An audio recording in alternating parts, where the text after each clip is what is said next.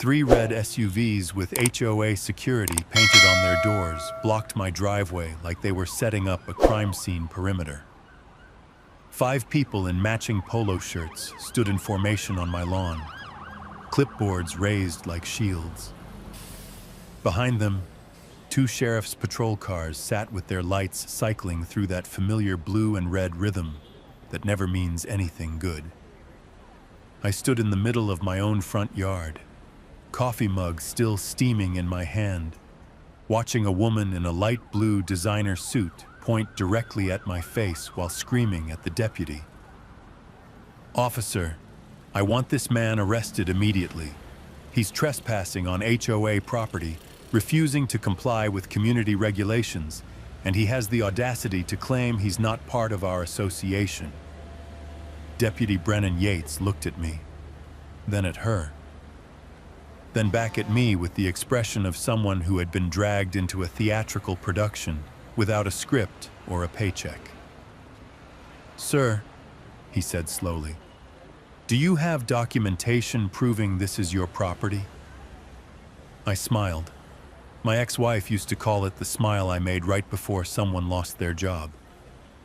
"Officer, not only do I own this house," I reached into my back pocket and pulled out a thick stack of papers, red county seal stamped across the front page, notarized signatures trailing down like a paper waterfall. "As of 6 months ago, I own the land underneath every single house in Foxglove Estates, including hers." The woman's face went through 5 distinct stages in approximately 3 seconds. Confusion, disbelief, rage, fear, and something I can only describe as the sound a balloon makes right before it pops. But I am getting ahead of myself. Let me take you back 3 weeks, to the morning I drove into this neighborhood with nothing but a U-Haul, a border collie named Verdict, and the kind of patience only a decade of hunting financial criminals can teach you. The U-Haul rounded the final curve of a 1,400-mile journey, and Verdict jumped onto the passenger seat, pressing his wet nose against the window like he was assessing new territory. Foxglove Estates appeared before us, 180 houses arranged in perfect rows like candy pressed from the same mold, lawns trimmed to millimeter precision, white picket fences aligned with mathematical exactness, the kind of neighborhood that photographs well for real estate listings and hides its secrets behind HOA-approved curtains. I slowed down, but not out of admiration. 10 years tracking hidden assets teaches you one fundamental truth. The places that look most perfect are usually hiding the ugliest secrets. I pulled the U-Haul to the side and opened my iPad, swiping through 47 pages of documents I had spent 18 months compiling. Original plat maps from 1952, tax lien records from 2017, bankruptcy filings, shell company registrations, and one name that appeared over and over like a bloodstain that would not wash out: Prescott Holdings, LLC. "We're not here to make friends, buddy," I told Verdict. He tilted his head as if agreeing with the assessment. "Most people buy houses because they like the neighborhood. I bought this particular piece of land because of a single line buried in tax records that someone had tried very hard to make disappear 23 years ago." I had barely lowered the U-Haul's loading ramp when I heard the distinctive whine of an electric golf cart, the kind of sound you only encounter in upscale HOA territories. The vehicle rounded the corner and stopped at the edge of my driveway with the precision of a military maneuver. The woman who stepped off moved like she was descending from Air Force One. Light blue suit cut to perfection, platinum blonde hair styled so rigidly it could have deflected small arms fire. The clipboard clutched to her chest like a shield against the unwashed masses. 2 men followed her. One carried a camera. The other held a measuring tape. An inspection team had arrived before I had unpacked a single box. Good morning. Her voice dripped with artificial sweetness, the kind that gives you cavities and regret. I'm Lavinia Prescott, president of Foxglove Estates Homeowners Association. Welcome to our community. She extended a folder thick enough to qualify as a weapon. This is your welcome packet. Covenants, conditions, and restrictions. Architectural guidelines. Approved paint colors, we have 17 shades of beige to choose from. And of course, your first quarterly assessment is due within 30 days. I did not take the folder. I looked directly into her eyes instead. Assessment for what? HOA fees, of course.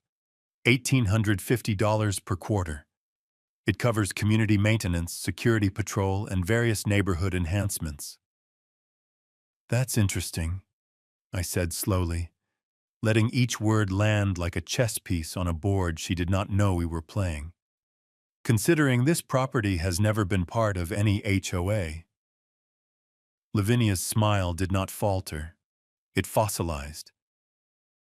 I'm sorry. There must be some confusion. Every property in Foxglove Estates is automatically part of the association upon purchase. This land predates your development by 43 years, Mrs. Prescott. Check your original plat maps. Lot 147 was never legally annexed into the HOA covenant.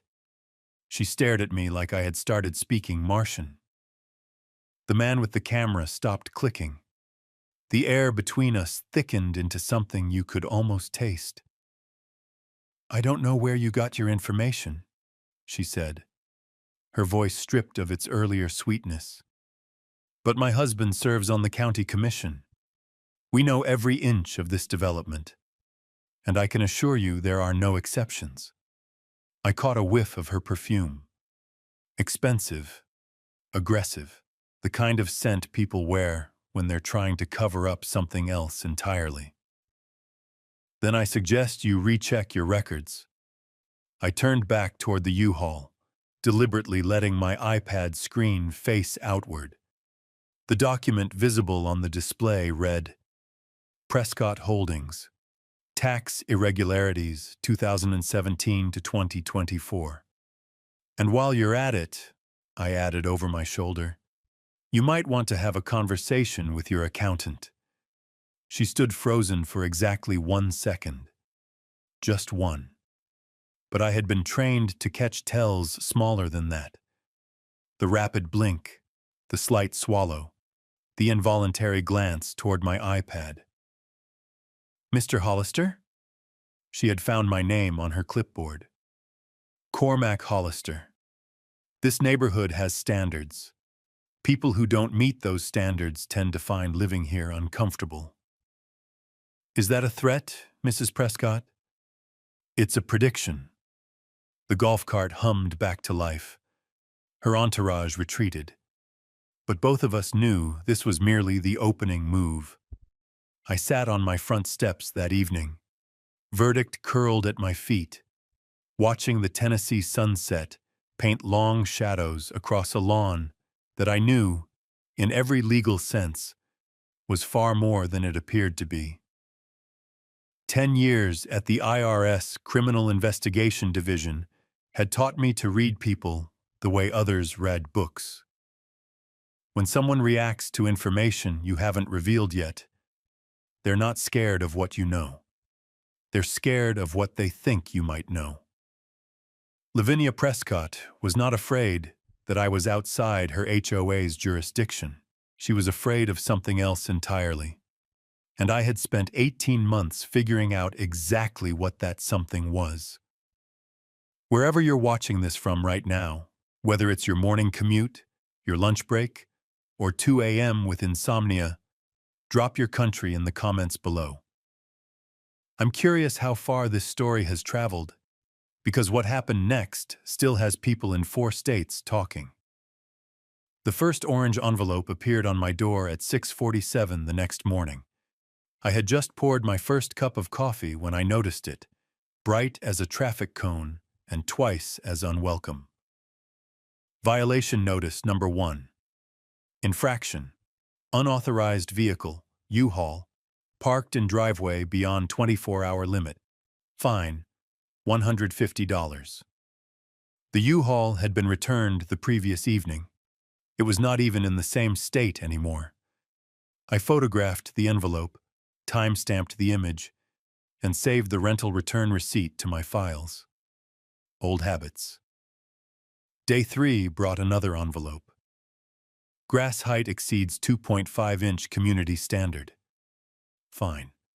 $100. I measured my lawn. 2.3 inches. Day 4. Exterior paint color not pre-approved by the architectural committee. Fine. $200. The house was white. The same white it had been painted in 1981. Day 5. Unauthorized pet exceeding 40-pound weight limit. Fine. $350. The verdict weighed 38 pounds. I had veterinary documentation to prove it. Day 6.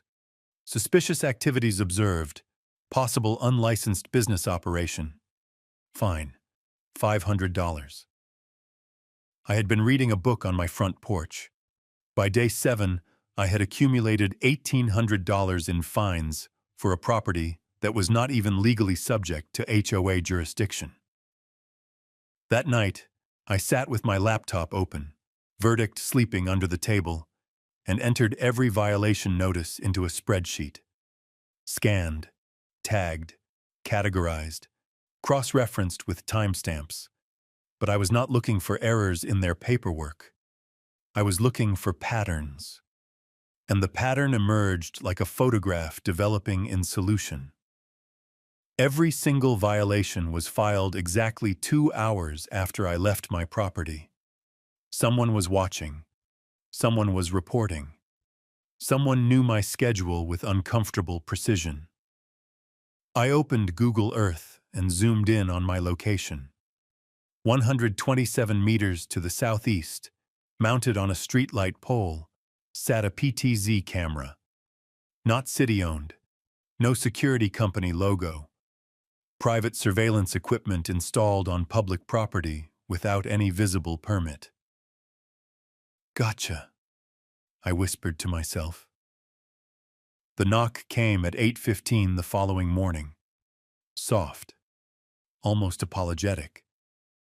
I opened the door to find a tall, thin man with hair white as cotton, wearing a cardigan despite the 85-degree heat. "Whitfield Crane," he said without offering his hand. "Retired. 14 Magnolia Court. I've been watching you." Watching me do what? Not flinching. He smiled for the first time. 37 homeowners have moved out of Foxglove Estates in the past 8 years. Every single one of them started exactly like you. Violation notices, harassment, then accidents, burst pipes, electrical fires. Nothing ever proven, of course. He glanced around as if checking for listeners. But you're different. You're not scared. You're collecting. We sat in my kitchen, Verdict resting his head on Whitfield's knee, as though they had known each other in some previous life. The old man accepted a cup of Earl Grey, the only tea I had, and began to talk. "I was a federal judge for 26 years, District of Columbia Circuit. I know what an investigation looks like when someone is building one. And you, Mr. Hollister, are building a case." I did not bother denying it. "What can you tell me about the Prescotts?" Whitfield sipped his tea with the deliberate pace of someone who had spent decades weighing every word before speaking. "Aldrich Prescott has served on the county commission for 15 years, never lost an election, never faced a serious challenger. His wife runs this HOA like a personal kingdom, and every year, roughly $400,000 in HOA fees disappear into something called infrastructure improvements that no resident has ever actually seen. 400,000 times 8 years, I calculated aloud. $3.2 million. Whitfield nodded. Give or take. All of it funneled through an entity called Prescott Holdings LLC. That was the name I had seen in my research. The puzzle pieces were falling into place faster than I had anticipated. Whitfield had not come alone. He came with names. Della Marchetti, single mother. Fined $4,200 because her daughter's playhouse exceeded height regulations by 3 inches. The Okonkwo family. Denied roof repair permits 7 consecutive times until they gave up and sold their home at a loss. Retired Master Sergeant Beckham Cole. Prohibited from parking his own pickup truck in his own garage because it was classified as a commercial vehicle in a residential zone. She targets anyone who doesn't fit her vision of the perfect neighborhood, Whitfield explained. Anyone who asks questions. Anyone who pushes back. And no one has ever won against her? No one has ever had the tools you seem to have. His eyes carried the weight of someone who had presided over thousands of cases. Whatever you're planning, count me in. Day 10 brought escalation of a different variety. At 3:17 in the afternoon, 2 sheriff's patrol cars pulled up to my house. Deputy Brennan Yates stepped out wearing the expression of a man performing a duty he found distasteful. Mr. Hollister, we received a report of suspicious chemical odors emanating from your property. Possible drug manufacturing activity. Drug manufacturing. I was grilling hamburgers. Feel free to look around, Deputy. He conducted a thorough search. Garage, storage shed. I even opened my refrigerator. He found nothing except grilling spices and a bag of wilting lettuce. I apologize for the inconvenience, Yates said when he finished. Then his voice dropped lower. This is the 3rd call this week. All anonymous, all from the same phone number. Whose number? He looked toward the end of the street, where Lavinia's golf cart sat parked in the shade of an oak tree. I can't officially say, but be careful. Day 12, 7 p.m. Lavinia appeared at my door alone, without her clipboard, without her entourage. Mr. Hollister, I think we started off on the wrong foot. The light blue suit was familiar, but this time she carried a Hermes clutch and wore a smile that had been carefully recalibrated to project warmth. I've spoken with the board. We're prepared to waive all your outstanding violations, nearly $3,000 at this point, and formally welcome you into the community. All we need is for you to sign this document. She produced a single sheet of paper. I scanned it quickly. Acknowledgement of HOA membership. Waiver of pre-existing property claims. Non-disclosure agreement. This document asks me to waive any claims to land rights I may have, I observed. Why would you need me to do that if I don't have any such claims? Her smile flickered like a candle catching wind. Mr. Hollister, my husband has connections. Throughout the county. The state, even. People who make problems disappear. Is that a threat, Mrs. Prescott? It's an observation.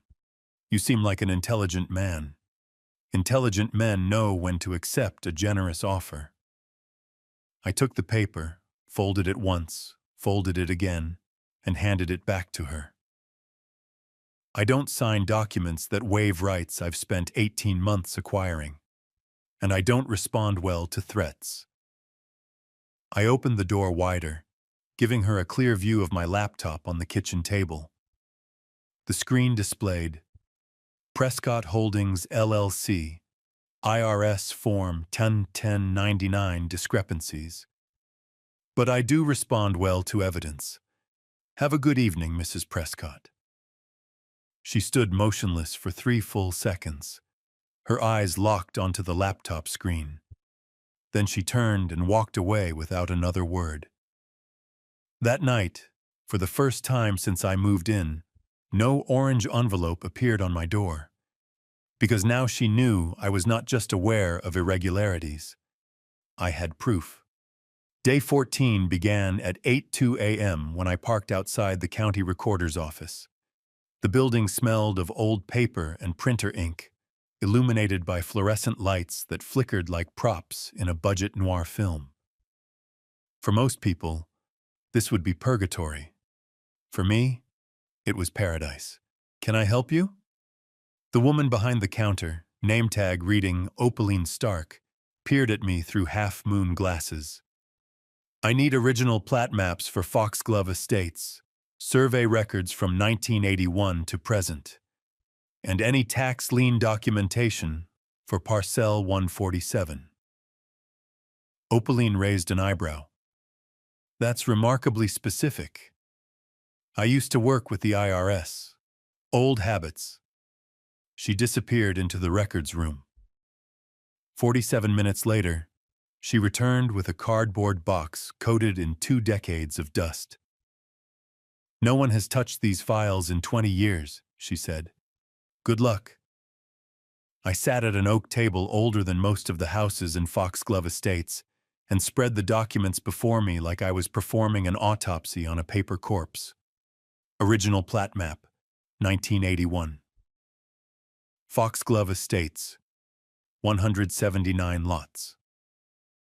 Amended plat map, 1982. Foxglove Estates, 180 lots. Lot 147, my parcel, did not exist in the original filing. It was added a year later. But here was the critical detail. Lot 147 had existed as an independent parcel since 1952. It had never been legally annexed into the development covenant. Someone had simply drawn it onto the amended map as though it belonged there. And there was more. The original land survey from 1952 showed that Parcel 147 was actually a small piece of a much larger tract, 340 acres stretching from Highway 12 to the Cumberland River. That land had been subdivided and sold over the decades, but one critical element had been overlooked in every transaction. Subsurface mineral rights had never been transferred. Under Tennessee law dating back to 1897, mineral rights beneath the surface are legally separate from surface property rights. And according to the chain of title I was holding, those subsurface rights still belonged to whoever owned Parcel 147, which was now me. I did the math in my head, then on paper, then on a calculator because I did not trust my own eyes. My subsurface rights extended beneath 147 houses in Foxglove Estates. Every foundation, every basement, every utility line, every septic system. All of it sat on, or more accurately in, land that legally belonged to me, including the 6,000-square-foot mansion owned by Lavinia and Aldrich Prescott. I sat motionless for a full minute, processing the implications. Verdict barked from the car, probably hungry. "Holy cow," I whispered to myself. Lavinia Prescott was not just harassing a homeowner who did not belong to her HOA. She was harassing her own landlord. I called Sutton Merriweather from the courthouse parking lot. We had worked together during my IRS days, and he had since become what he called retired as a property attorney in Nashville, though he still took cases when they were interesting enough. "Cormac Hollister, though you vanished into witness protection or something." "Something like that. Sutton, I need you to look at some documents." 3 hours later, I sat in his 22nd floor office overlooking downtown Nashville, walls covered with commendations and photographs with senators. "This is remarkable," Sutton said after reviewing everything. "And remarkably stupid on their part. Whoever drafted these conveyances in the 80s either didn't understand Tennessee mineral law or assumed no one would ever check." "Can it hold up in court?" "Hold up, Cormac, this is a slam dunk. You own the subsurface rights. They were built without easement agreements. Every structure in that development is technically an encroachment on your property. What are my options?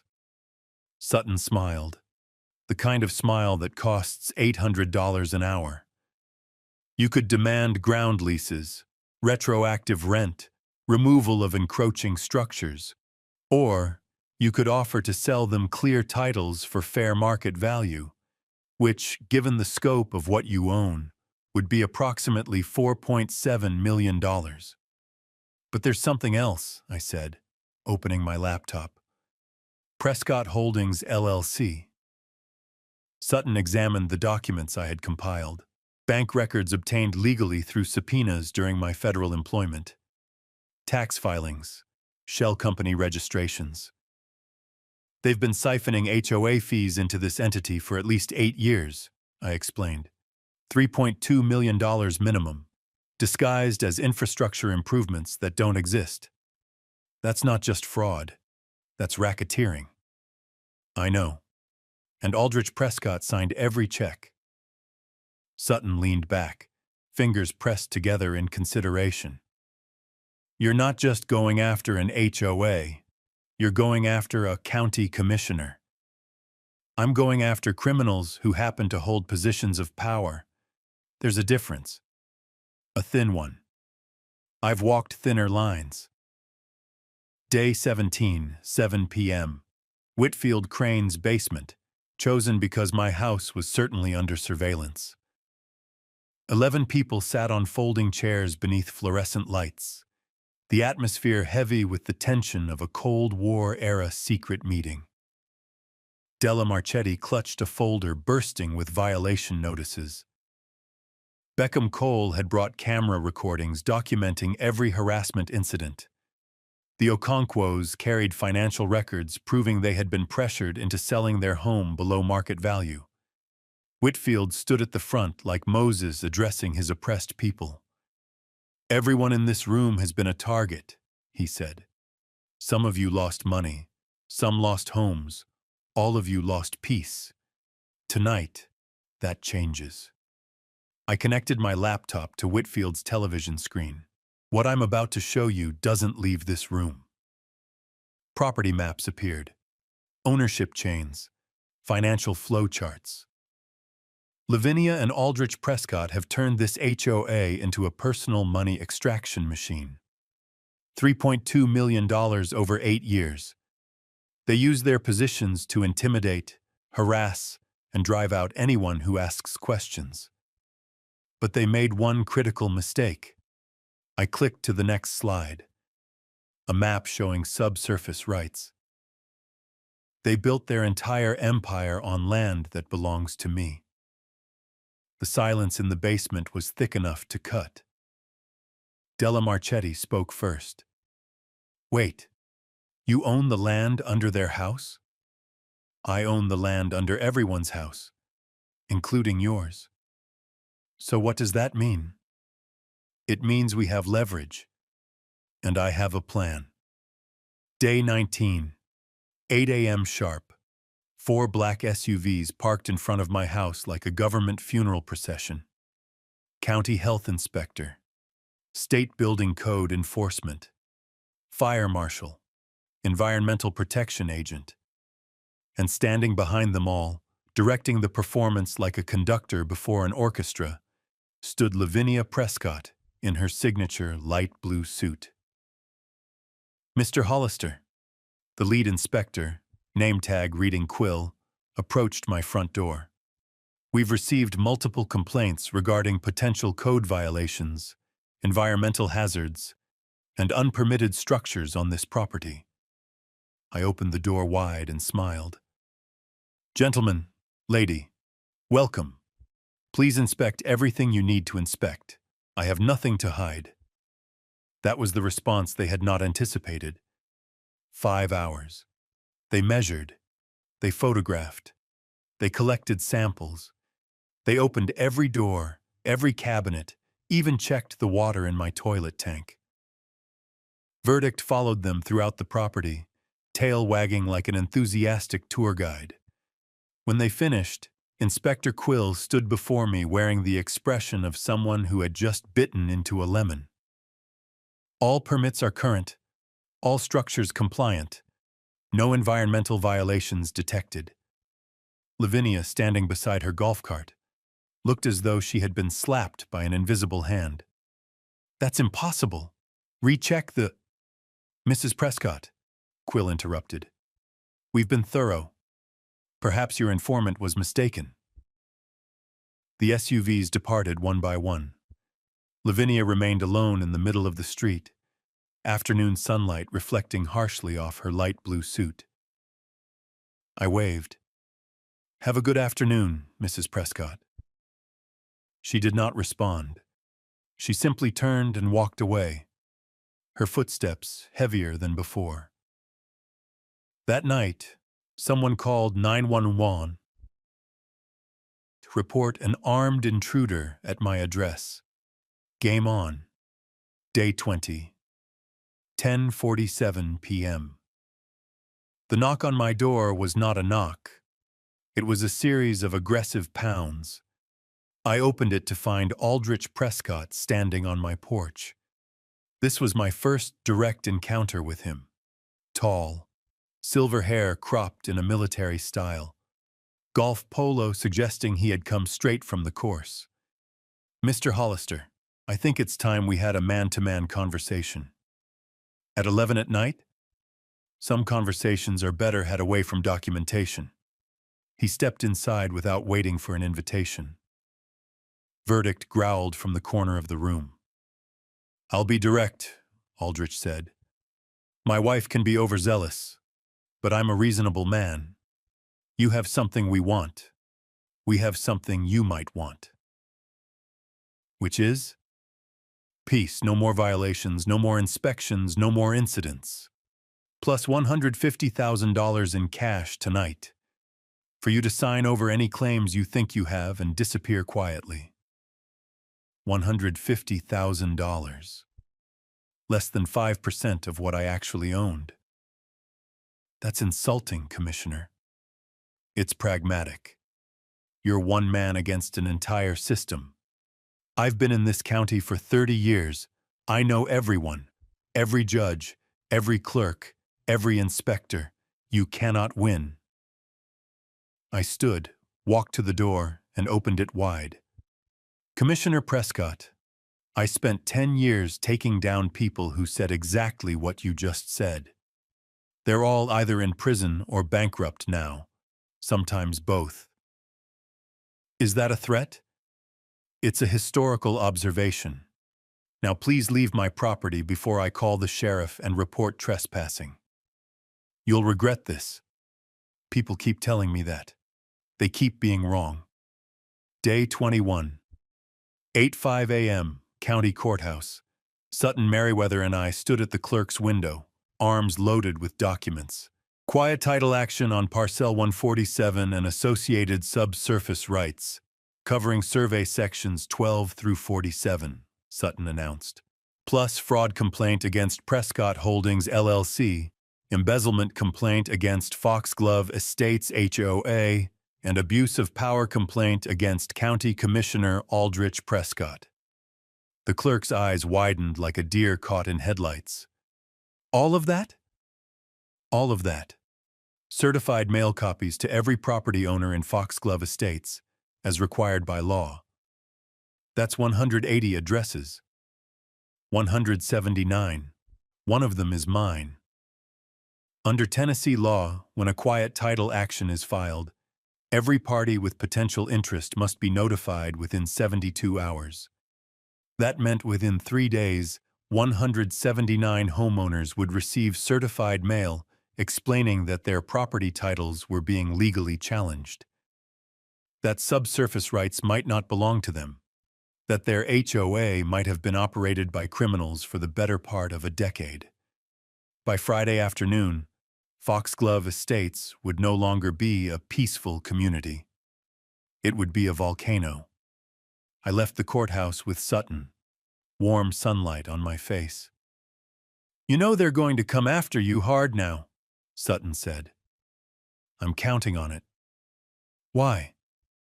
Because desperate people make mistakes, and I've just given them every reason to be desperate.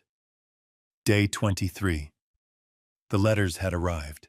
My phone exploded with notifications. Not threats this time, but panicked homeowners.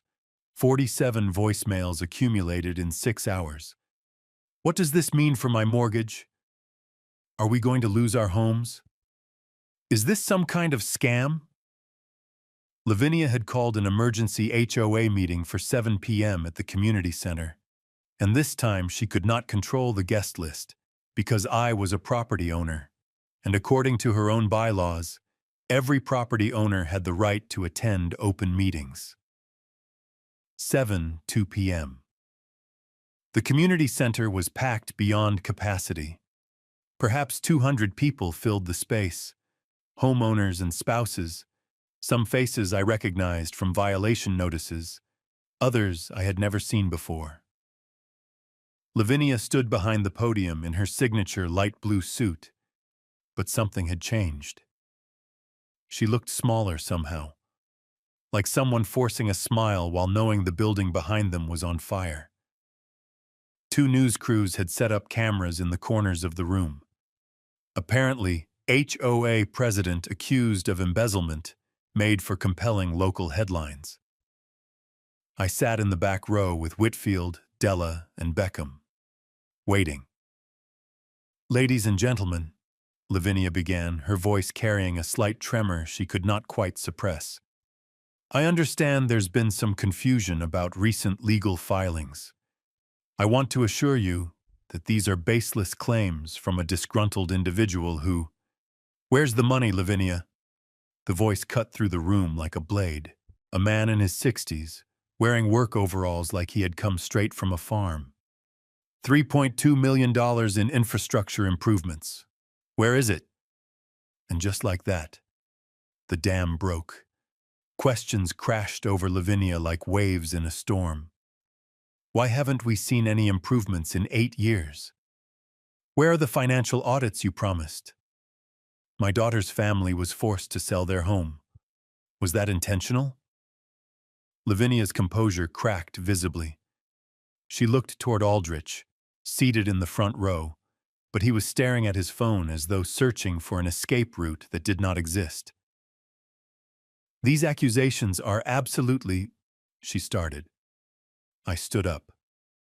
Mrs. Prescott, may I address the assembly? You have no right to— Actually, I do.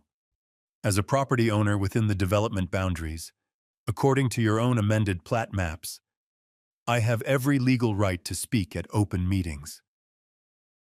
Silence. Every eye in the room turned toward me. I walked to the front of the room. Sutton followed with his briefcase. My name is Cormac Hollister. Some of you know me as the troublemaker Mrs. Prescott has been warning you about. What you don't know is that I spent 10 years with the IRS Criminal Investigation Division, specializing in financial fraud and asset tracing. Murmurs rippled through the crowd. Lavinia's face was drained of color. 18 months ago, I became aware of irregularities in Foxglove Estate's financial records. Tax filings that didn't match reported income. Shell companies receiving HOA funds. A pattern of harassment against anyone who asked questions. I handed Sutton a stack of documents. What I found was this. Since 2016, approximately $3.2 million in HOA fees have been funneled through Prescott Holdings LLC, a company owned by Lavinia and Aldrich Prescott. No improvements were made, no services rendered. The money simply disappeared. Camera flashes erupted. Gasps echoed through the room. Someone in the back shouted something I will not repeat. But that's not all. I clicked a remote, projecting a map onto the screen behind me. As many of you learned from your certified mail, the subsurface rights beneath this entire development, beneath your homes, were never properly transferred.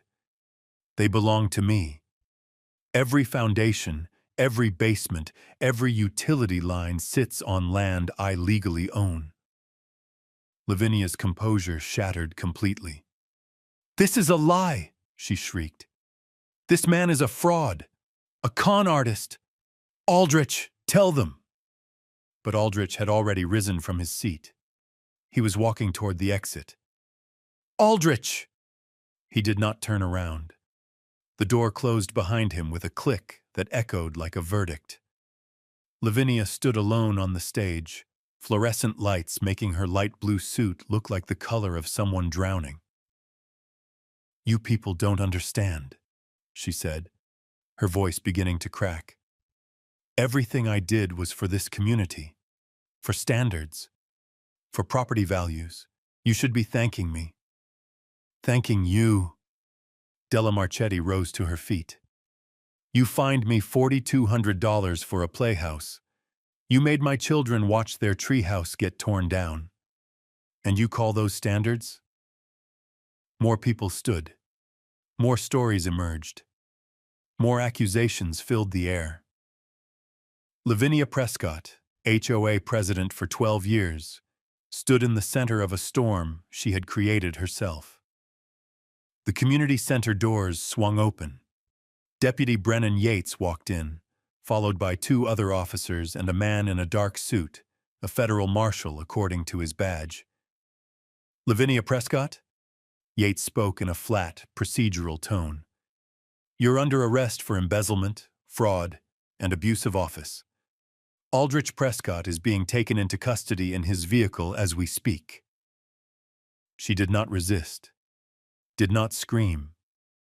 She simply stood there in her light blue suit as they read her Miranda rights. "You have the right to remain silent.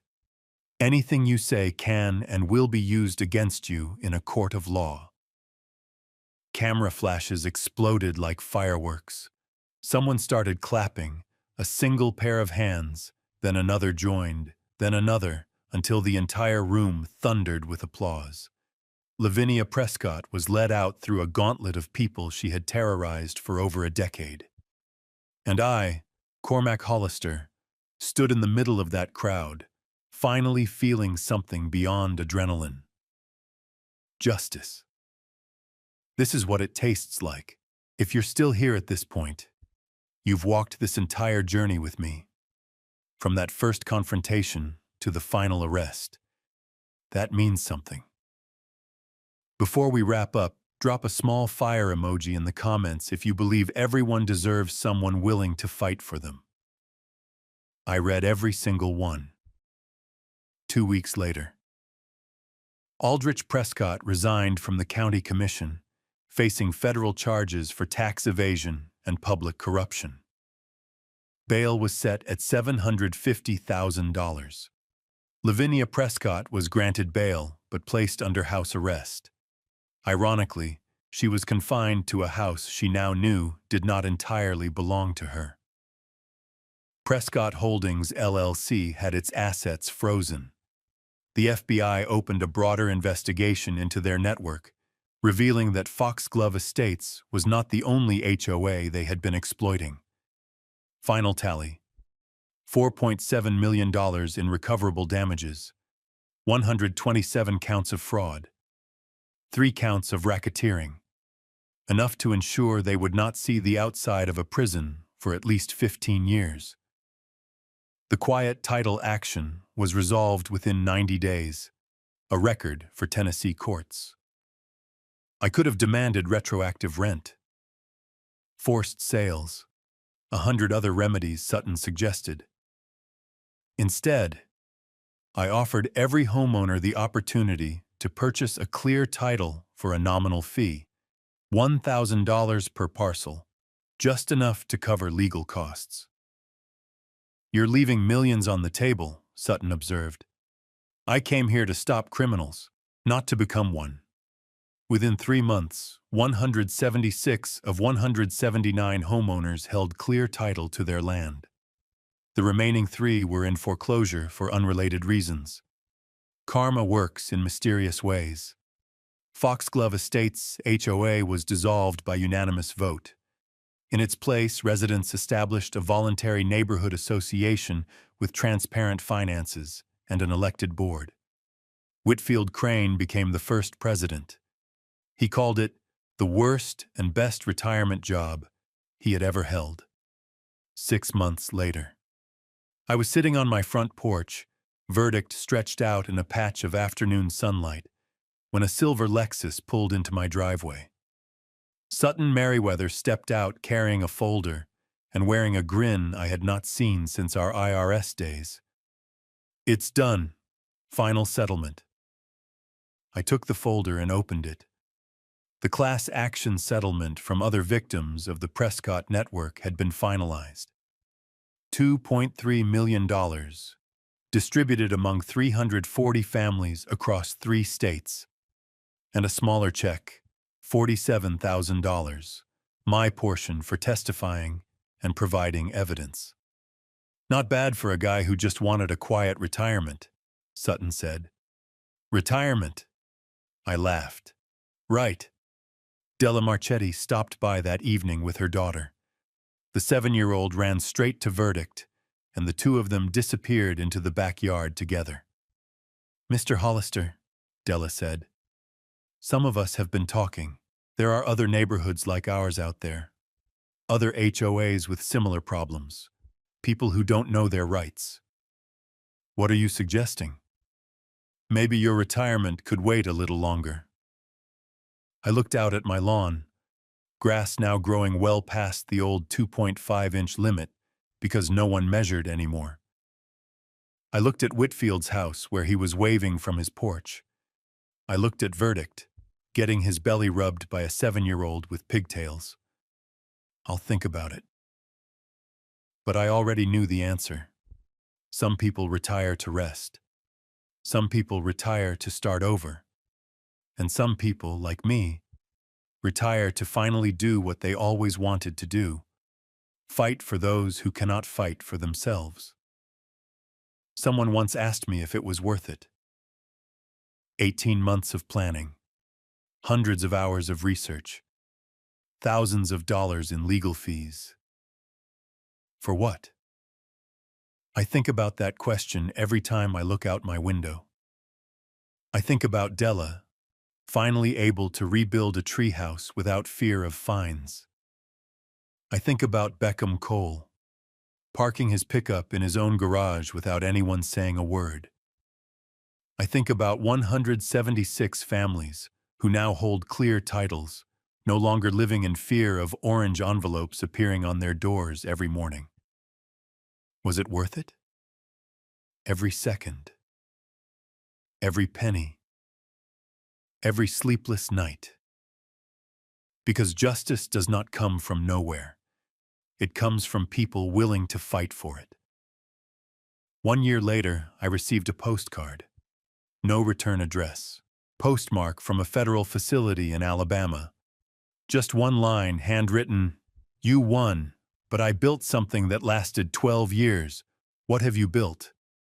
Lavinia Prescott. Still not understanding. I set the postcard down and looked out my window at Foxglove Estates, now renamed Hollister Commons by resident vote, where the first block party in 15 years was underway. Children ran across lawns no one measured anymore. Neighbors talked without fear of being reported. Music played from someone's speakers, far too loud by any HOA guideline that had ever existed. What have I built? Freedom. The kind you cannot measure in inches or dollars. Lavinia once told me I would regret not accepting her offer. She told me I would be crushed by the system. She told me no one could fight City Hall. She was wrong about all three. And if you are out there right now, being bullied by someone who thinks their position gives them power, remember this. Bullies count on you staying silent. Criminals count on you giving up. Systems count on you not understanding them. Do not give them what they want. If this story gave you even a moment of hope, hit that subscribe button. Every like, every share, every click on that thanks button below helps me keep telling stories about underdogs who refuse to stay down. See you in the next one.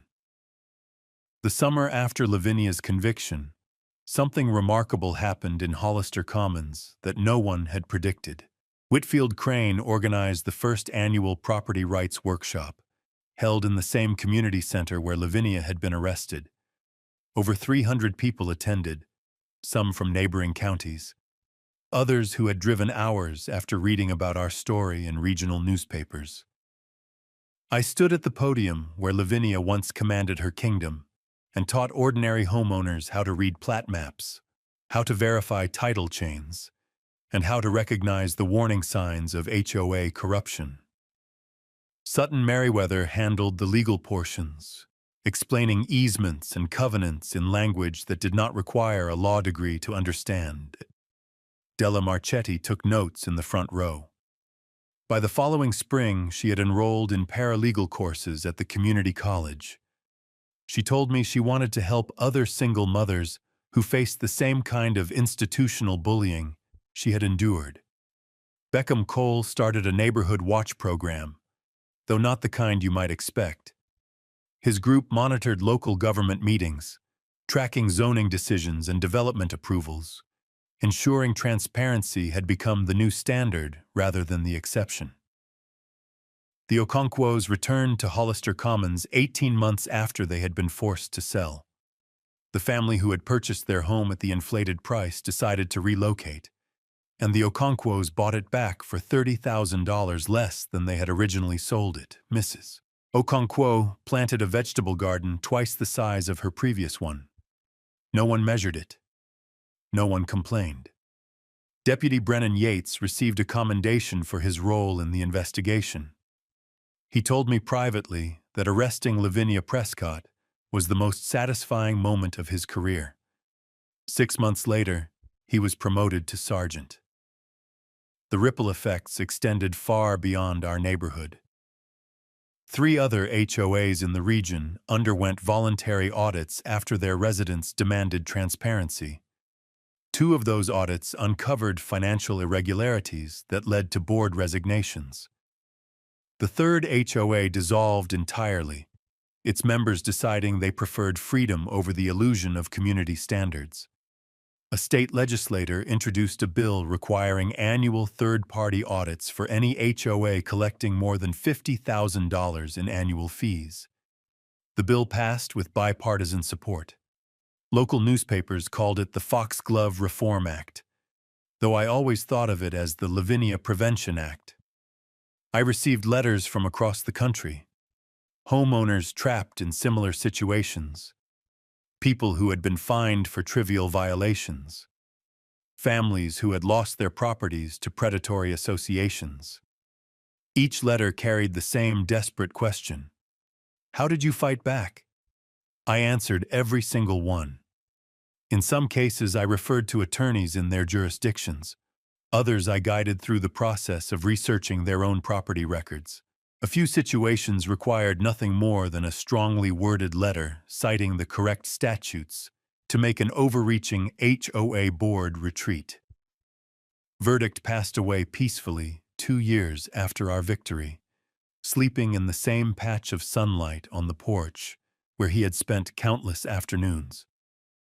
The neighborhood children who had grown to love him during block parties left flowers on my doorstep for a week.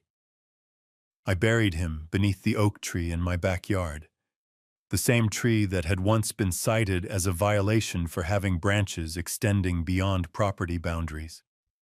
I planted a small marker there. It read simply, "Verdict." He knew justice when he saw it. The work continues. It always will. Last month, I received a call from a retired school teacher in Arkansas. Her HOA had placed a lien on her home for unpaid fines totaling $12,000. The violations included having a welcome mat that was the wrong color and displaying an American flag that exceeded size regulations by 2 inches. I drove 8 hours to meet her. We spent 3 days combing through county records together. What we found will be the subject of another story, another battle, another community waiting to be freed. Because that is what I have built, Lavinia. Not wealth, not power, not an empire of fear. I built a blueprint, a methodology, a proof of concept that ordinary people can defeat extraordinary corruption when they understand the systems designed to control them. You asked what I built. You were looking for monuments, for structures, for things that could be measured and photographed and envied. But the most powerful things in this world cannot be measured. Hope cannot be measured. Courage cannot be photographed. Freedom cannot be weighed on any scale. And justice, real justice, lives not in courtrooms or legal documents. It lives in the hearts of people who refuse to surrender. Thanks for staying to the end. Don't forget to like and subscribe to IS Stories.